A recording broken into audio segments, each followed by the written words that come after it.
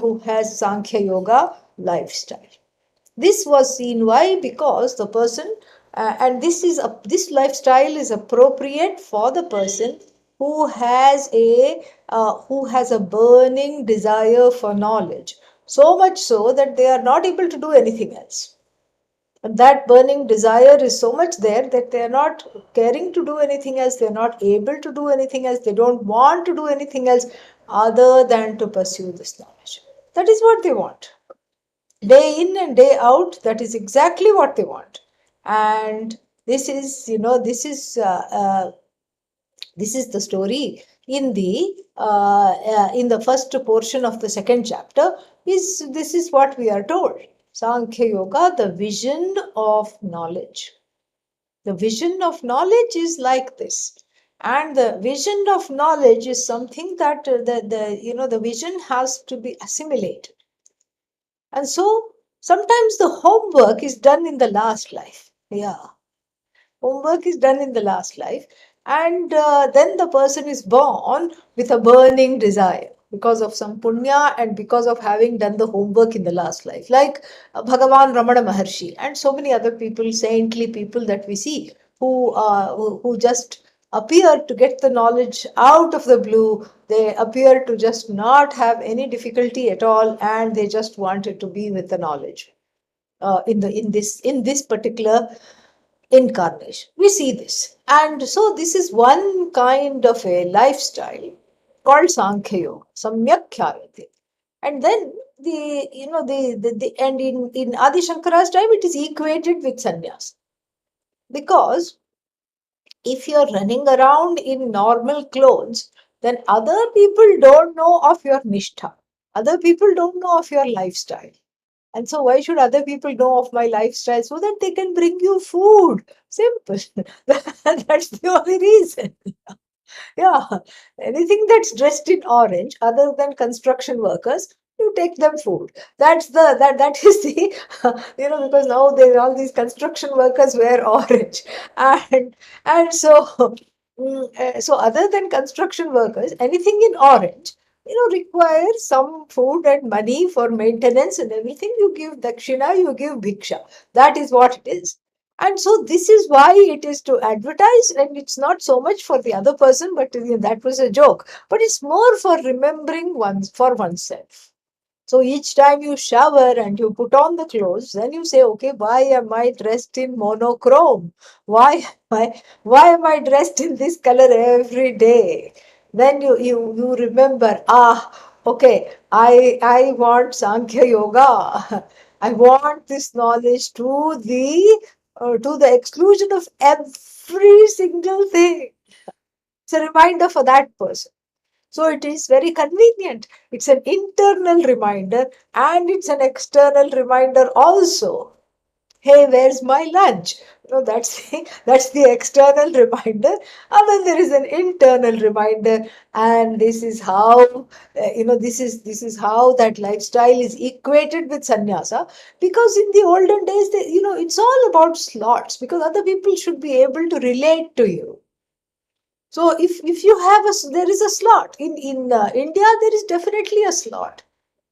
And in America, you just become a hobo, because that's what it is. And you become a hobo, meaning you have you have no antecedents, you have no children, and you just are a wandering person. And the term, and it's not a very what's the word for it? It's not a very a wonderful term. Like sannyasi is a wonderful term, but here hobo means the person is a dropout. Here it's a holy dropout. The sannyasi is a holy dropout.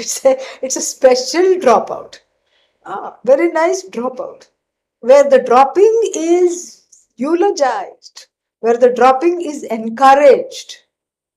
Pujya Swamiji used to always joke that his name is, his name is, people used to write him letters, H. Swami Dayananda Ji, meaning His Holiness. But he said, okay, it means holy hobo. He used to joke when he was in America. So he used to do that. And now what is Radhika saying? Holy hobo originated from homeward bound. Yeah, it's the inner home. And actually, we should edit it a little bit and we should say homeward bound. Yeah, the H is silent, like in the word honest, things like that. The word, the H is silent. So it is homeward bound. One is bound, within. So that is the person here. And so therefore what? So therefore we have this sannyasa as a lifestyle. And then that lifestyle is not so important as what is going on in the infrastructure of the person. And the infrastructure of the person is totally geared towards knowledge, and that is not a lifestyle for everybody. And also, it doesn't have to be a lifestyle for everybody. Yeah, and in order to, have this kind of a lifestyle, you have to be a little weird. I mean, let's admit it, okay? Yeah, you have to not want to do what most of the other people like to do. You have to be weird. You have to be kind of asanga, aloof. We don't have a good translation for asanga, but uninvolved with everything and everybody. And you have to not follow the rules of give and take, which is there in the society. I give you something and then you give me something back. Those rules and all, you have to be some kind of a weird prani. Prani means an animal. You have to be a weird animal. You have to be a weird jiva in order to be drawn to this lifestyle. Meaning, it's not that you're antisocial. It's just that you're ready to be filled up with yourself. And that is the whole point of life. The whole point of the Bhagavad Gita is to learn how to be filled up with yourself, full of yourself in the nicest way possible. Because the idiomatic expression being full of oneself is not that means being prideful. No. Here it is being full of oneself in the nicest way possible. Being filled up with so much with oneself that one is not caring for any other mode of entertainment, passing the time, upkeep, etc. This is for the few and far between, this kind of a thing. And it's not advised for everybody, at least in the beginning. It is so that one's desire for the knowledge is acknowledged, and at the same time one has other things, other desires in play, that is also acknowledged. Desire is a manifestation of Bhagavan. It has to be acknowledged.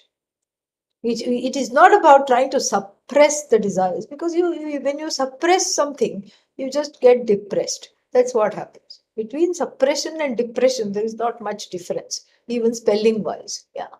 So you get you get depressed. That's all that happens. And so here there is a very nice discussion, a discussion that is going to be very difficult for what's his name, Arjuna, to assimilate. A discussion that has to be continued, the beginning of which is now, and the discussion that will be continued with Lord Krishna fielding questions in the same kind of questions in 3rd chapter, 5th chapter, 12th chapter, 18th chapter, every single place. Because Arjuna is not convinced of the difference in these two lifestyles. One is Sankhya Yoga, and then we are going to now approach what is called Karma Yoga. Sankhya Yoga is equated with sannyasa, or a lifestyle that is only committed to this. Because in America and all this, this is not there. If you wear orange, they're not going to say, oh, shall I bring you lunch? They are going to say, what are they going to say? They are going to say, okay, you must love orange. This is what they're going to say. And so, this is very specific to this place where the Shastra originated. And so, the conflation with sannyasa and knowledge had already happened in Adi Shankara's time. even though that conflation need not be there. One can just wear anything and be completely devoted to the knowledge. Perhaps one, has some people to look after them, or perhaps they just, live simply and manage to do whatever is needed for the lifestyle to go on and be totally committed to the knowledge. Such people are also there. But in Adi Shankara's time, the conflation with the lifestyle and the pursuit, was complete. Sankhya means sannyas.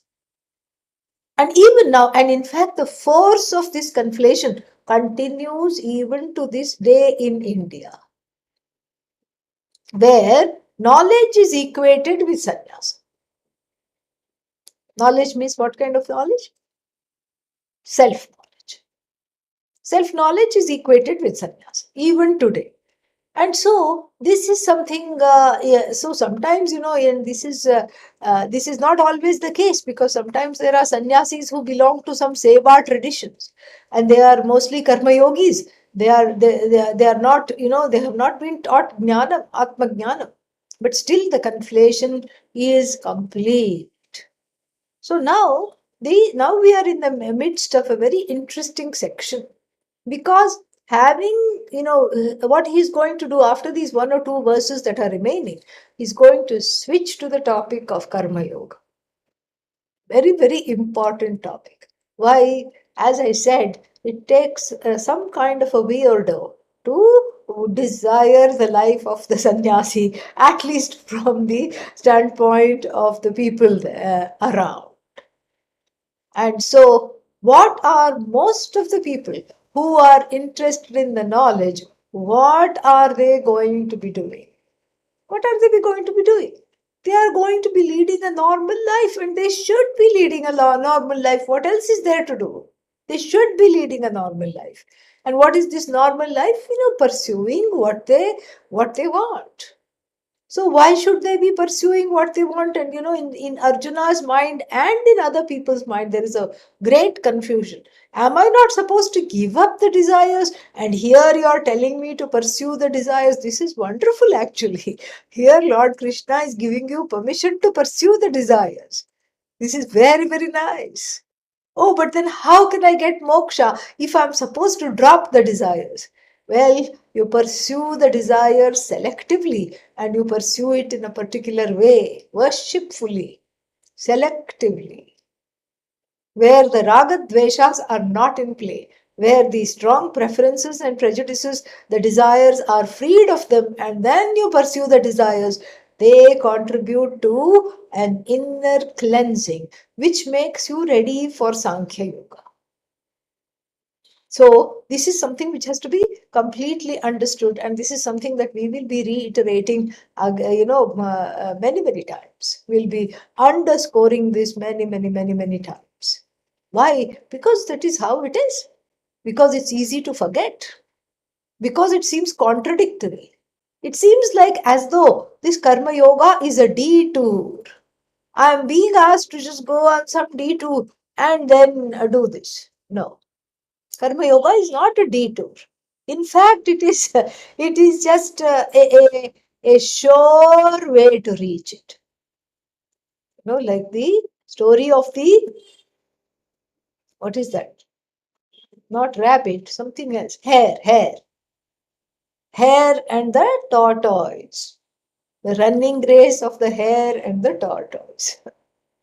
The hare is overconfident of its swiftness, and it looks at the tortoise and laughs. But the tortoise is plugging along, and actually it comes first. Karma yoga is something like that. So this is the general point about karma yoga. The second point about karma yoga is that it is not on a par with Sankhya yoga. And in the because of Swami Vivekananda's writings, where in the time that he wrote and his speeches, and in the time that he lived and in the time he wrote, there was, he was in the midst of a nascent Hindu renaissance, and throwing off the colonial yoke and all these things. And in fact, he was responsible for this, partly responsible for this Hindu renaissance, inspiring the people to take up some some spiritual way to, to spiritualize their lifestyle. That is his one of his greatest contributions. Very inspiring. In fact, many people, even now, even today, come to Vedanta after reading Swami Vivekananda. I mean, the way to, I mean, you can't just, I mean, his urge, his urgency, and his urging you to go to, some kind of a spiritual lifestyle, to take up a lifestyle, is there in every word that he has written.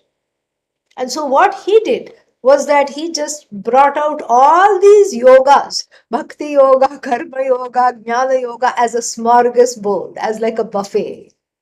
Doesn't matter, enter into this. It doesn't matter which path, quote unquote, path you choose. You just enter into the fold, and then you will find your way to moksha. This was his contention. And it was needed at that time. So Raja Yoga, Bhakti Yoga, this yoga, that yoga. However, it is a departure. And even the Ramakrishna mission people now will acknowledge that it is a departure from what has been traditionally said in the Shruti and the Smriti. Shruti means Ishavasya Upanishad. In the Ishavasya Upanishad, two lifestyles are talked about. Tena tyaktena bhunjithamagradhakasya svidhanam. Tena tyaktena bhunjit. The self is best enjoyed after giving up everything. Here, bhunjitha is even not even enjoy. It means protect. Protect the self through the what is that? Through the security system of renunciation. Renunciation is a security device. In America, there is one security thing. And what is that? I forgot its name. ADT or something it is called. I was thinking of DDT, but that's a contraband pesticide. But here, so ADT it is called. And this ADT, there is they put a board protected by ADT. And then many times they would have, they would have picked up an abandoned board from an abandoned house. And there is no ADT protecting it at all. But is ADT going to come to that street and say, no, we are not protecting? No, they won't even know. And so sometimes they put something that looks like a camera without it being a camera. And without paying for it monthly or whatever fees, people feel protected. So there's a security system. Security system means that, you just step there anywhere and you try to just, and even if you're the owner of the house or you're a guest, you just put the key in the wrong way or something like that, or you put the wrong number once and then it will just keep on blaring, blaring, blaring, blaring, blaring, blaring. And then it will call the police, it will call the neighbor, it will call Lord Brahmaji also, and it will do all kinds of things. So the security system for this knowledge, so the ADT for this knowledge is renunciation. So renunciation protects you from pursuing other things. This is what the Ishavasya Upanishad says. That is the first lifestyle. Tena tyaktena bhunjithaha. Bhunjithaha. Then another lifestyle is also given. Kurvan neveha karma ani jiji vishechatagam samaaha. Live your life for 100 years, for 1,000 years, doing the job that you are already doing. Live your life normally, whatever normal is. Yeah. You think the sannyasi is a weirdo. Sannyasi also thinks that everybody else is a weirdo. Only difference is sannyasi will not say that aloud. That's all. So that's the only difference. But so you live your life, however, whatever is the normal life, you live your life. Oh, but I have desires, have them, no problem. But spiritualize those desires, and under the security system called Karma Yoga. And there, what is the security system for Karma Yoga? There also it is renunciation. It's a hidden renunciation, whereas in the first lifestyle, it is an open renunciation. Here in Karma Yoga, it's a hidden renunciation. Hmm. Why should the renunciation be hidden? Tell me. From whom should the renunciation be hidden? From yourself. Ah, you should be made to be convinced. This is such a sneaky, lovely yoga. It's just wonderful. What a lovely lifestyle where you yourself don't know that you are following this lifestyle. Fantastic. That's why it is so successful. It's a hidden renunciation because even the protagonist, the person who is given to Karma Yoga, is not knowing most of the time what is happening. It's like therapy. You go into therapy and you feel better, but you don't know why. That is exactly how this is. And so it's a hidden renunciation. Here also renunciation is the security system. But that the renunciation is not called as such. It is couched, so to speak, or it is in the form of so many things. Pray. It's got many ingredients. Karma yoga, prayerfulness. Oh yeah, I love Ishvara. I want to be prayerful. Devotion. Check. Yes. Shama, Dama, Uparati, Titiksha. Yes. I want to be a better person. I want to be compassionate. Don't be focused on the results of action. Yeah, I know that's hard, but it's an ingenious method. I'd like to try it. And then, in fact, you need not be focused on the results of action. And for this reason, you need not be focused on the being the doer or the agent of action itself. Oh, then who is the agent of action? Ishvara. Yes, I love Ishvara. Okay, Ishvara is the doer. I love it. In fact, it takes away a lot of burden from my heart. And so, but what is happening inside is actually what is happening in Sankhya Yoga. Same thing. Same thing. But it is couched. It's a renunciation that is couched. It's a renunciation without a tick timeline. It's a renunciation without a deadline. But what is the need to couch it? So that you won't say ouch. That's why there is the need to couch it. That's all. That's all. So there are only two lifestyles that are sanctioned by the Veda, which is iterated repeatedly in the Bhagavad Gita. Two lifestyle, two kinds of nishtha. Nishtha means lifestyle, and this will be clarified very nicely at the beginning of the third chapter. And so these two lifestyle are validated. These two lifestyles are talked about at length because the two lifestyles are not like a parallel track. Oh, let me see.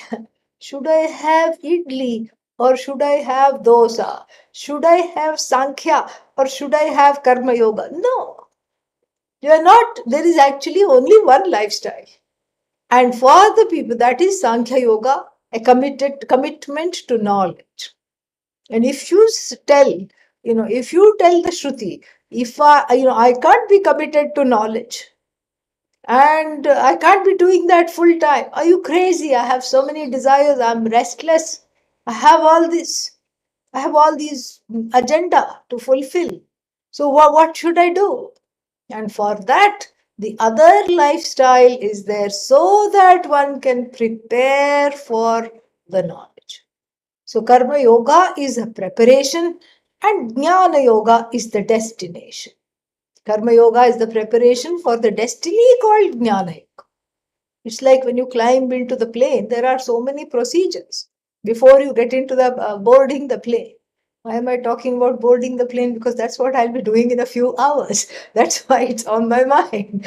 Okay. So what are the preparations, especially during these COVID times? So there are so many, the preparations have increased. So you have to show your vaccination certificate, your booster, and then you have to have your passport, and then you have to have the and then you have to in some cases, if you're not a citizen of that particular place, they'll say, when are you going back? Return ticket, show the return ticket, because we don't want you on a one-way ticket there. When are you coming back? And so you have to show the return dates, and then you have to go through customs, You have to go, you have to show that you're not bringing something contraband into the country that you're visiting, or you're not taking something that is not supposed to be taken from the country from which you're departing. Then you have to go through what is called immigration, where you show your passport and lawfully you are departing the country. And then, after that, then also you're early, then you go near the gate and then you sit there until the boarding is announced. Then also you cannot board. There will be some zone numbers 1, 2, 3, 4, 5, and then you look at the zone numbers, and yours, of course, because of prarabdha, is the last one. Okay, then you check in the luggage. Before that, sometimes you check in, and then you get your seats and everything. And then when your zone number is called, finally you can board and finally you can take off. So Sankhya is taking off. Sankhya is already sitting in the plane. Karma Yoga is going through all these processes. But then I'm jealous of the people already on board. How did they get there? Because they completed their immigration and customs and checking in the luggage procedure before you. That's all. Before you. But why did they do that before you? Well, that's what their karma was. That was their karmic trajectory. They completed it perhaps earlier, asmin janmani, in this life, or janmantare va, or in another life. Doesn't matter when. And nobody can, look and see. So therefore, the preparation called karma yoga must not be confused for the destination. And if this is kept in mind, Karma Yoga is extremely effective in bringing the knowledge to you on a platter, even making the sannyasi in the Himalayas slightly envious if that is possible. Look, I had to leave everything and go here, and here moksha is dancing at your door. This is the force of Karma Yoga. This is the force of Karma Yoga, because it prepares the mind, it prepares the heart. The heart otherwise is full of all kinds of things. And here, there is a very kind of a basic way of dealing with this. And the basic way of discussing this is not very attractive, at least to me. And people will say, oh, the heart is full of kalmasha. Kalmasha means all bad thoughts and impure and full of vices. And the vices have to be converted to virtues. I mean, I heard somebody say this. And vices have to be converted to virtues. And once the virtues are there, and then once you're feeling virtuous, and once you become virtuous, then only knowledge will take place. And if you're full of vices, knowledge will not take place. And then here are the ways to convert the virtue, what is the other one? Vice into virtue. And this kind of a thing, already one has complexes centered on the self. Already one is feeling that, I'm not a good person. Already one is feeling I'm not qualified enough for this knowledge.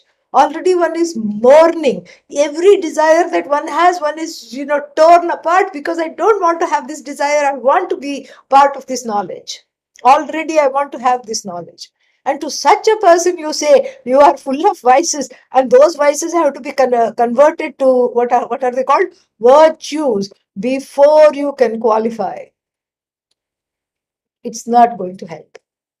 It's not going to help the person who's already covered in guilt, hurt, pain, sorrow, confusion.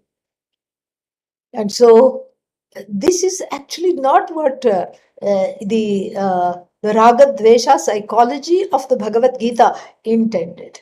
This is not what Adi Shankara intends also. But the Bhagavad Gita was written in a different time. It was written in a time where life, I think, was a little bit simpler. Not because the people were much more evolved or anything. People are people. Whenever and wherever they are, they have the same problems, they have the same issues. But one lived at a simpler time. One lived in a simpler time. In the sense of in the sense of, in the way of two things. One lived a simpler lifestyle. One is that there was not that much proliferation of the objects of desires, was not so much. Not so much. Like if you wanted rasagulla, a kind of a sweet, made of what is that called? Broken milk, cheese, some kind of a cottage cheese kind of a dessert. If you wanted it, and if you were in South India, there was no way to go on ancient Amazon.com and order it for instant gratification. You had to go to Kolkata. You had to go to Kolkata, and then you had to order this rasagulla. You have to go sit there and eat it, and then come back. But going there was so tedious, because at least some in the 1920s and all, maybe there was trains, but before that there were no trains. You had to go on horses, or you had to go on bullock cart, you had to go by foot, you had to go by all kinds of things. And so the prospect of this very dangerous journey with all these highway robbers and everything, if there were no robbers, there were wild animals. Definitely, you have to go through the jungles, and then all that for one rasagulla. Shut up, sit down, make whatever you make in your own area. You make what is that called? You make kesari bhat. You make this, what is that called? You make some kind of a suji halwa, and you'll be happy with that. You eat a piece of jaggery, you'll be happy with that. So it was a simpler lifestyle. And then if supposing your work or some reason you had to go to Kolkata, and then you enjoyed the rasagulla, no problem. But you have to go very far to get things. In India, it was like this even 20 years ago. It was like this. You had to go somewhere, and so whenever you went to visit somewhere, you would get the things specific to that region, and you would bring it back as a memento. No longer now. Now look at it. Now whatever you want from the corners of the earth, it's dancing on the tips of your fingers. Why? Because you just have to type Amazon.com, and then it is all that. In that sense, it is dancing on the tip of your fingers. It's all there. Everything you buy. And then after that, what? Then after that, there is no problem, because wherever it is, whatever it is just unearthed from the dredges of the corners of the earth. It is dredged out, and then you can enjoy it. So in that sense, life was simpler. There was no proliferation of the objects of desires and easy access. It wasn't there. So the first way in which the ancient time karma yoga and now karma yoga this is the first way in which it's different. We are living in a far more complex time. And then the second way, a related thing, second way is that in the ancient times, it was all about roles, duties. It was swadharma heavy, based on whatever it is that you wanted to do, not wanted to do, that you had to do because of your role in the society, because of your roles, duties. Whatever you had to do, you had to do. And so that came to the forefront. And a lifestyle of a Vaidika, especially a Karma Yogi, was so full, there was no time except to sleep and eat. Other than that, there was no free time. And that was done for a reason, so that the desires are basically chased away without even needing to address them. You don't have to address the desire. You don't have to say, oh, desire, why do you plague me so? You don't have to write an ode to the desire. No, you just make yourself so busy that it is a form of a delayed gratification, you can say, but it is not even a delayed gratification. It is no gratification. You keep delaying it to the point where you are no longer having the desire. You keep saying next year, next month, next day, and right now I don't need it because I'm doing this, and you keep yourself so busy. And it is very, very, very, very difficult, nay, impossible to generate a kind of a timetable that the Vaidika used to have. The Vaidika's timetable started with Udite Juhoti. There is an expression. Udite Juhoti means upon waking, you have to wake up with a chalice in hand, that is spoon, chamas.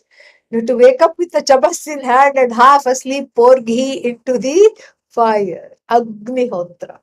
The married person's life was not a picnic, not at all. So you had to pour ghee into the fire. First thing, you start off with yajna in the morning. When? Sunrise, udite. Oh no, that's too early. Is there an option? Okay, anudite juhoti. Just wake up before the sunrise and do it. Only two choices. As the sun rising, you are ready to offer, or you offer before the sun even rises. This was the lifestyle. Then after that, there was Nithya Puja. All the daily pujas had to be taken care of for all the deities you have on the altar. They are staging a coup. Breakfast, breakfast, breakfast. They are chanting Naivedya. They need to be fed. They need water. They need lamp. They need all the things that you normally do to invoke them. And then, of course, you have your yajnas. You have Pancha Mahayajna. You have the yajna you have certain yajna means a certain kind of a giving, sacrifice, a responsibility for the pitras, ancestors, to make sure that those who have gone before you in another realm are taken care of. You offer them something. And then there is Bhuta Yajna for all the beings, four-footed and two-footed like birds, etc. Eight-footed, six-footed, all the beings, you give them something. Bhuta Yajna, Manushya Yajna, you invite somebody who needs food for lunch. Every day, not just one day I have done it in my life, I have finished. No, every single day. Deva Yajna, we have already talked about that. And so, like this, there was so much. So, all the things about what about me? When am I going to put moisturizer on my skin? All that is just gone. So, all that is gone. Before you know it, half the life is gone. Oh, but what's the fun in that? The fun is that when half the life is gone, you full moksha you can look forward to. That is the idea. Half the life is gone, but full moksha awaits. Moksha means fullness. That fullness is waiting for you. No, but I could have done it. I could have still got moksha without this lifestyle. No, you couldn't. You couldn't, because there is something happening under the surface. Like you plant a seed, and there is a reason why you cover it up, and then you pour water. It's not like this hydroponic tomatoes, like there are all these tomatoes and spinach and all, which are grown in water, which everything you can see. But Mother Earth, there is a certain rahasya, there is a certain secret. So then a small sprout comes. And then, in order to find out how did you come, where did you come from, you can't pull it out and then plant it back again. If you pull it out and look, oh, okay, if you are developing some baby roots, yay, way to go. And then you plant it back again, the chances are that it will die. So here, a lot is happening under the surface. The desire for the knowledge is sprouting. The rootedness is growing. In the commitment, it is growing. The knowledge is sprouting. And then, it is something is blossoming, something is flowering, something is changing, something is strengthening, all under the surface. But what's happening above the surface? Work, work, work, work, work. Worshipful work. Worshipful work and devotion. And yes, but I have desires. Yes, have a yajna. When in doubt, do a yajna. For all the desires, there is one yajna. Take recourse to prayer. Pray for whatever you want. No problem. Take the time out for prayer. No problem at all. But then these are the things you do. You finish your responsibilities for the day, and then at the end of the day, there is no insomnia at all. There is no problem in falling asleep, because there is no conflict in the heart. You are doing exactly what you are supposed to do. And no matter how hard you try, it is very difficult to reproduce the lifestyle of a Vaidika. But then perhaps in these days, it's not even necessary. Perhaps you can do that, you can appreciate the spirit of it without really doing yajna every day and then, all these pujas and everything every day. You can appreciate the spirit of it. And then what is the spirit of it? Delving into what is needed. Delving into what is needed completely, doing what you're supposed to do, and making the time for the study of the Upanishads. That is also Swadharma. People keep telling me, oh, because of Swadharma, I cannot do this. Because I have to do Swadharma, I cannot do this. What do you mean you have to do Swadharma? Swadharma is Swadhyaya, is the study of the Veda, study of the Upanishad is also Swadharma. I can't come to classes because of Swadharma, I'm raising a family. That's not an excuse. Raising a family is Swadharma, but studying the Upanishad is also Swadharma. So one has to make the time. One has to take the time, one has to make the time. And this is how the growth happens. And here it's not a growth from virtue to vice. Sorry, the other way around. I mean, these words are so foreign to me. From vice to virtue, as some people talk about it. It's not that kind of a growth. There is no vice. There is no vice. There is just the vice grip of unresolved emotions for which you are not at fault. That's all there is. There is no vice. What vice? No, I have bad tendencies. What bad tendencies? I feel revengeful. Okay, unpack revengeful. What does that mean? No, I want to, somebody hurt me. I feel like going and hurting them. Then ask one more question. Why? The answer is because you are hurt. So where is the vice here? You are hurt. You feel victimized. And because you feel victimized, you entertain the thought of, getting some vengeance, wreaking some vengeance in the hope that it will make you feel better. A couple of times one tries also, as a toddler, hopefully one tries. And then one finds that one doesn't feel better at all after wreaking this vengeance. And so there is no vice here. There is just the vice grip of all kinds of difficult, unresolved emotions. Those are like babies. They have to be grown up. They have to be taken, and one has to integrate them into the adult. That's all there. There is no vice, there is no virtue. There are only raga and dveshas. Oh, but aren't they bad? Sarvesham buddhav raga dvesham vyavasthitav. Lord Krishna says, in every heart there is raga and dvesha. So it's a part of Ishvara Srishti. It's a Ishvara Abhivyakti. It's a manifestation of Ishvara in the heart. Raga dvesha is Ishvara. Did you decide to like something? No. It just came. I happen to like this. I happen to hate this. And one day I like this. Another day I like something else. It's totally out of your hands. So therefore, these raga dveshas is a vyavastha. Vyavastha means it's an arrangement by Bhagavan. And elsewhere again, Bhagavan says, I am in the form of desire. Kamosmi bharatarshabha. Dharma aviruddha kamosmi bhuteshu. I am in the form of desire in all beings. A desire that does not go against dharma. Does not go against dharma. That kind of a desire I am.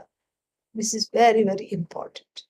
I am in the form of the desire that does not transgress or flout dharma. What is righteous, what is fair, and what is correct for me to do. Samanya dharma, we have talked about this. Universal matrix of norms. Samanya dharma, Vishesha dharma, what is appropriate in a particular time and space to do. And then what is correct for me to do? Where is my niche here? What am I? What is the place that I occupy? What is there for me to do? That is Swadharma. So this is so as long as the desire doesn't oppose dharma, it is the manifestation of the Lord.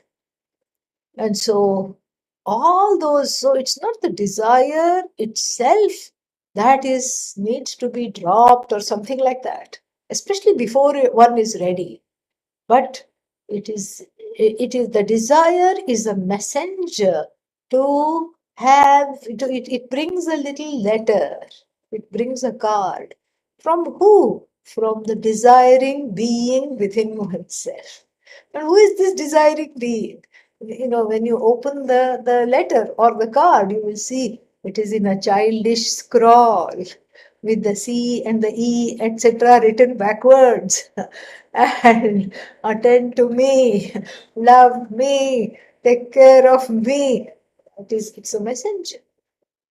The desire is a messenger, not so that it is not a thing in itself to be fulfilled, but the very wonderful way to look at the desire is as a messenger which indicates that something within is empty and needs to be filled up.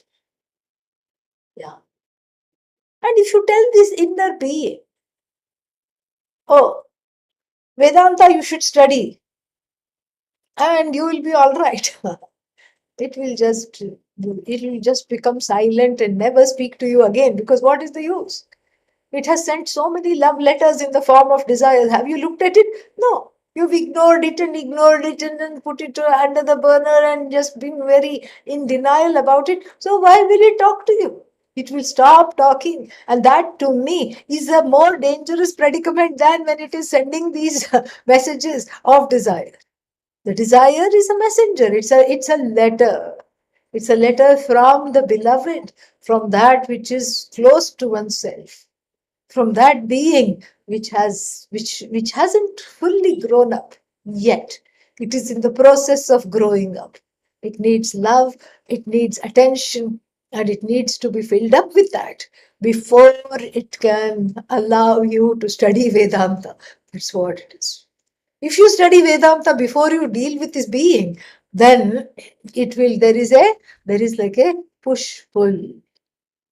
There is a push pull. The adult wants to go off to the Himalayas, Kamandalu in hand and Vairagya in the heart. And the inner being wants, wants to just sit there and say, I want this right now. Like a child having a tantrum just as the parents are exiting the toy store.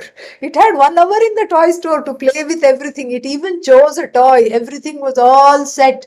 The rules of engagement, you can choose one toy and it has to be within this much amount of money and only one, and you can play with all of them. You choose only one. Everything is understood.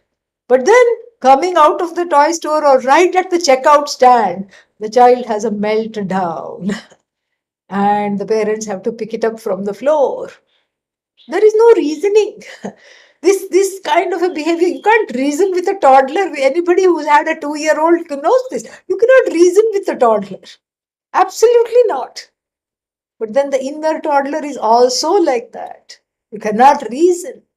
And so therefore you have to win its trust. And this is all Karma Yoga. Karma Yoga includes all this. This is the hidden aspects of Karma Yoga, which Adi Shankara also did not talk about, which only our Pujya Swamiji brought to light. He really developed this quote unquote Raga Dvesha psychology in the Bhagavad Gita so beautifully.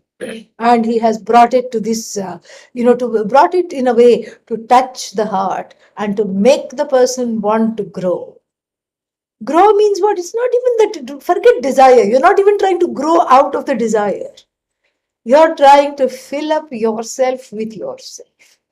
You're trying to attend to that emptiness, which makes one a restless being, which makes one all the time wanting to do something, which makes one unable to sit quiet for 5 minutes because painful thoughts arise, painful ideas. I'm not enough, I'm not good enough, I'm not famous enough, I'm not kind enough. These kinds of thoughts arise. Low self esteem comes up when you sit with yourself. I'm not okay. Those kinds of trains of thoughts come up when you sit with yourself. It is attending to that is Karma Yoga.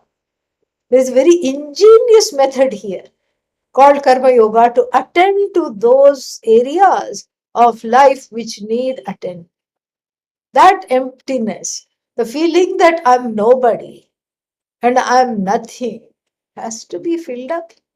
Has to be filled up with unique methods. And here, that's why the pursuit of desires is free. Unlimited desires you can pursue in Karma Yoga, no problem. It's just like, in a child, you encourage, you see their talent and you say, perhaps you should go for this competition. Oh, perhaps, oh, but what if I lose? Doesn't matter. Go try. It is healthy. So you look at the parents, will look at the, good parents, functional parents will look at their talents and then try to encourage to bring that out in the children. This is what one has to do with the inner children too. The parents have given a little bit of a glimpse of how to do it. One has to do this for oneself. That is exactly what one has to do. It's not about winning or losing, but it is about participating. It is about mattering. If you tell a 5-year-old no need to go into this competition because there is such a thing called Vedanta, you have to give everything up anyway. So better start now. Better start young. The child will look at you like this because it won't understand even what is going on. Same thing with the inner being, that truncated, not yet completely grown up being who needs this kind of accolades, who needs to do things, who needs to do things in the world. The world is karma bhumi, and karma bhumi, it is dharma bhumi. That's why dharma kshetre kurukshetre, that is how the Bhagavad Gita opens with the first verse.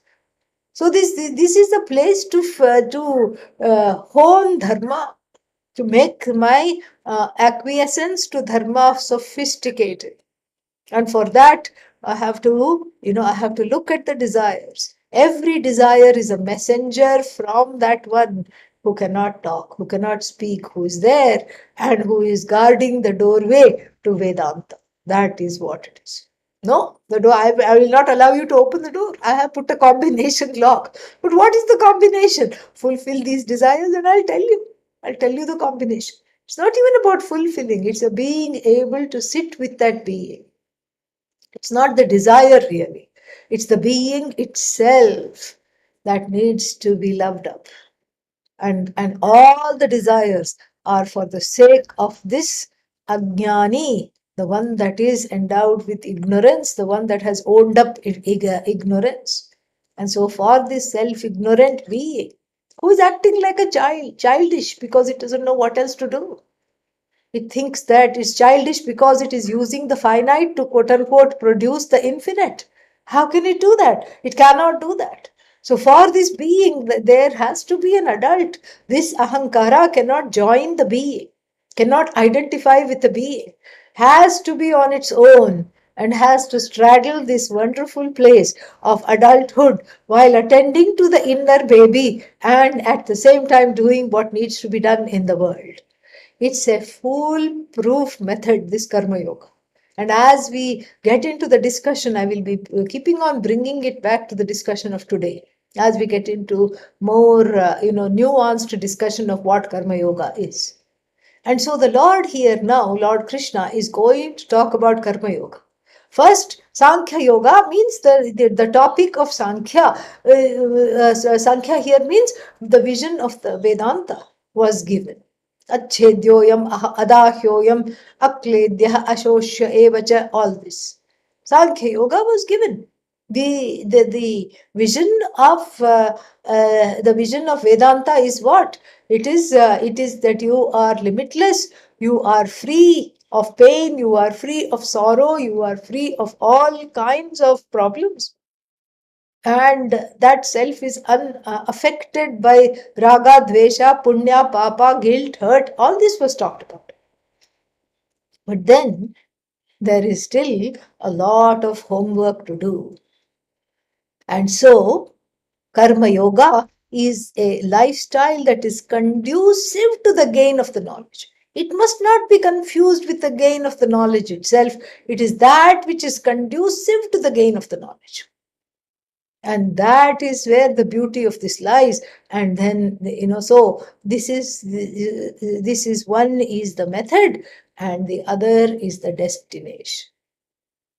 And so you cannot compare the two and ask, shall I go for Karma Yoga or shall I go for Jnana Yoga? And it means you're asking the question, should I finish my high school diploma or should I go for a PhD? You cannot have the latter without the former. So Karma Yoga is preparation. Preparation where you use the world, you use the Jagat, you use the other jivas to grow. You use Ishvara to grow. And grow means what? Where this inner being is growing. You are already an adult. You have physically grown. Now we are talking of emotional growth. We are talking of spiritual maturity, without which this jnanam will not grace your heart. And so for this reason, this growth, and then don't say how long will it take, because I cannot really, top Lord Krishna's answer. Nachirena, he says, not too long. He never gives a timeline. That's why Krishna is called Tribhangi, stands with three bends. Very, very clever. Not too long hence. Because if somebody was say 6 months, and if 6 months nothing happens, then what? Okay, another 6 months, then one feels hopeless and disenchanted. Or if somebody says, okay, do karma yoga in this life, next life you pick up jnana yoga, then they will throw something at you if you tell them that. And so therefore, not long hence means it's up to you. Your preparation. It's not the Lord has given the means, but it's your preparation, and how soon you prepare and how quickly you mature is up to you. Vedanta is very unfair that way. If you gain the knowledge, then what? Oh, it's all Guru's grace. And if you don't gain the knowledge, it's not a Guru's problem. It's your own problem. Very unfair. But that's how it goes. You were not ready for the knowledge. This is how the discussion is. And but then why, if I gain the knowledge, it's not all about me? Because when you gain the knowledge, you are so ready, you are so prepared, you know that nothing is connected to you. So you yourself say it is all Guru's grace. It's not some Shastra saying it is Guru's grace. Okay. So we'll stop here. Next week also we will meet, and these classes, the night classes, will meet at the same time, and the Taittiriya weekend class is at a different time. So, and you please look at the website arshavg.org in order to get the new timetable. You can download that. And then there was one more thing. Yeah, we are starting a new class, a new text called Vakya Vritti by Adi Shankara. You're welcome to be part of that as well. The timings for the classes are given. And one more thing we have to add to the timetable is some Krishna Janmashtami celebrations on the 19th of August. We have to add that after the classes. Okay. Yeah. ॐ पूर्णमदः पूर्णमिदं पूर्णात् पूर्णमुदच्यते पूर्णस्य पूर्णमादाय पूर्णमेवावशिष्यते ॐ शान्तिः शान्तिः शान्तिः हरिः ॐ श्रीगुरुभ्यो नमः हरिः ॐ Shatashloki class I cannot take tomorrow, but next week it will meet. Right? All the best. Om Namah Shivaya.